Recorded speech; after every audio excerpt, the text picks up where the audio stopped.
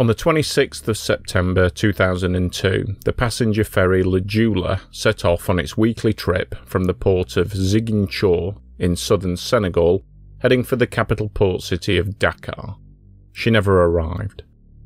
What should have been a routine overnight passage ended up being the second worst ferry disaster of all time, a tragedy which led to the Joola becoming known as Africa's Titanic. Built in 1990 by the German firm Ingo Schleuter, the merchant vessel Joola was designed to make the 300-mile return journey between South and North Senegal, from the river town of Ziguinchor in southern Casamance region to the capital Dakar in the north. She was a stern-loading roll-on, roll-off ferry with a total passenger capacity of 580 and room for 35 cars. To navigate the waters of the Casamance River, she was designed with a flat bottom to give her a very shallow draft. With a length of 261 foot and a beam of 40 foot, she wasn't a particularly large vessel, but she was sturdy and well built, a workhorse who spent the first decade of her working life shuttling goods, vehicles, cargo and passengers between the two ports. As you can see from the map, the geography of Senegal is odd in that it almost completely encompasses another country, the Gambia, in its central region. This made the ferry important to many people in the southern Casamance region of Senegal. Casamance is one of the most fertile agricultural parts of Senegal, and people needed the ferry to transport their produce to sell in the capital. Without this sea route, they had to undertake a perilous 2-day overland journey around the Gambia to reach Dakar, or travel directly through the Gambia, which was also difficult. Increased security at border crossings had brought long delays, and having to pay bribes to the Gambian border officials and tolls to cross the river meant that this route was out of the question for many of the poorer residents of the Casamance region. The Joola was out of operation for a year from August 2001, undergoing maintenance and having her port engine replaced. During this time, the government was constantly under pressure to have the ship back in service. By the end of the summer of 2002, she was returned to service, but making only one return trip per week instead of the usual 2. This reduced workload was in order to give time for the new port engine to be run in properly. However, this single weekly trip led to a huge demand for tickets, a demand which surged at the end of the holiday season. On September the 26th, 2002, the Joola began loading passengers, cargo and crew for what was going to be her final voyage. Although she had a capacity of only 580 passengers and crew, over 1,000 tickets had been sold for the trip. Add on to that the number of children under 5 who didn't need a ticket, and the many stowaways who would hop onto the boat for a token bribe, and it's easy to imagine that the estimated figure of 1,800 people on board is probably accurate. Eyewitnesses at the quay reported that the Joola was already listing heavily to port by the time that she left Ziguinchor at 1:30 p.m. Indeed, it's reported that some would-be passengers did not board the ferry at all, as she was listing so heavily to one side. The Joola made one more stop at the small island of Karabani, where around another 200 passengers boarded the already overcrowded ship. As the Joola headed out to the open sea, it's estimated that she had around 2,000 people on board. It was a hot night, and many people opted to sleep up on the open top deck. Many other passengers, however, stayed on the lower decks, as there was a live band playing and there was much dancing and merriment on board. The last communication from the crew came at around 10 p.m, reporting no problems and calm seas. However, at around 11 p.m, the ship, now some 23 miles off the coast of the Gambia and heading north, ran into a freak squall. This mini storm brought high winds, rain and rough waves. On board the Joola, untethered cargo began to slide around, moving gradually down to the lowest side of the ship and increasing her list to port side. As waves began sloshing onto the cargo deck, the ship's lighting shorted out, plunging the ferry into darkness. The Joola was hopelessly top-heavy, and the flat bottom of the boat did nothing to help keep the ship upright. Disaster was inevitable. just 5 minutes after encountering the storm, the Joola rolled over to port and capsized. From the few eyewitness reports that we have, it seems that many of the passengers survived the initial capsize, but were doomed to drown in the sea as little in the way of rescue was forthcoming. After the storm had passed, some local fishermen who were close by were able to pluck some survivors from the water. Other passengers who had been thrown into the sea were able to scramble onto the upturned hull to await rescue. All the while, banging, shouts and screams could be heard emanating from the interior of the Joola as those still trapped inside clamoured for rescue. Only one life raft was deployed, and it remained floating listlessly at the side of the upturned hull. The rescue response coordinated by the authorities was incredibly slow to get started.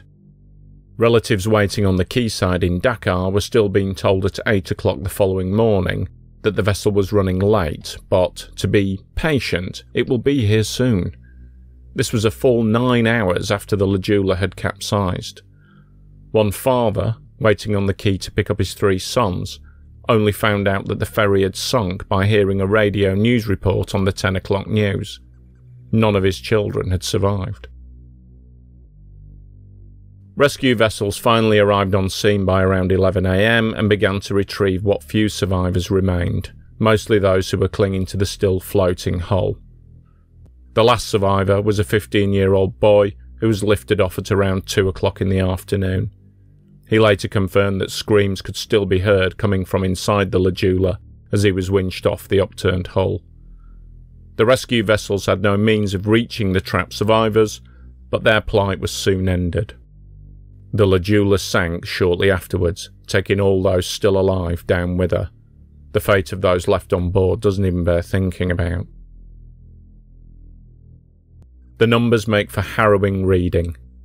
From the estimated 2,000 people who were on board the Joola, there were only 64 survivors, 63 men and 1 pregnant woman. The official accepted figure for the number of lives lost is 1,863, and this made the sinking of the Joola the second worst maritime disaster of all time. Some in Senegal believe the actual death toll to be well over 2,000, but this figure has never been confirmed. Divers who went down to the Joola 2 days later were able to see hundreds of bodies floating inside the upturned wreck. The divers, led by local environmentalist Haider El Ali, were able to recover around 300 bodies from the wreck. Other corpses washed up along the coast in the following days. Some bodies were identified and returned to their families for burial, and others which were never identified were simply given a number and subsequently buried in 3 mass graves. Many bodies were simply never found, probably having been swept out to sea, eaten by sharks, or some possibly still remain inside the sunken ferry. In the end, around 550 bodies were recovered, with the whereabouts of at least 1,300 bodies remaining unknown. With depressing familiarity, the officials investigating the tragedy ended up playing the blame game, with nobody wanting to take responsibility for what had happened. The government initially cited poor maintenance by the crew as the root cause. Former Navy Commander Ousseynou Kombo declared that overcrowding could not have caused the accident and that only the storm was to blame. The President of Senegal, Abdoulaye Wade, admitted overcrowding was a factor, but then went on to blame the captain for the capsize. As Captain Issa Diarra had perished in the sinking, he was not able to defend himself against this claim. The inquiry took a year to reach the conclusion that no single cause could be found. The report stated that the captain probably was at fault, but no conclusion could be reached.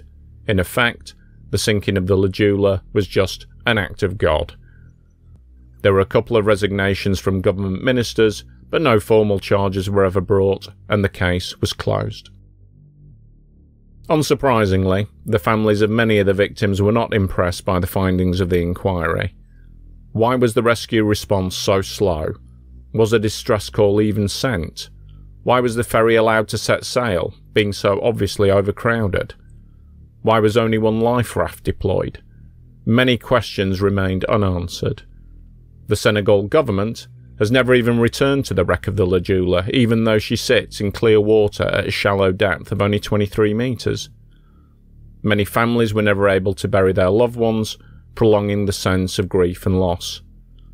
A monetary offer was made to compensate the relatives of the victims, but this has been subject to many delays, leading families to form ad hoc pressure groups to lobby the successive governments.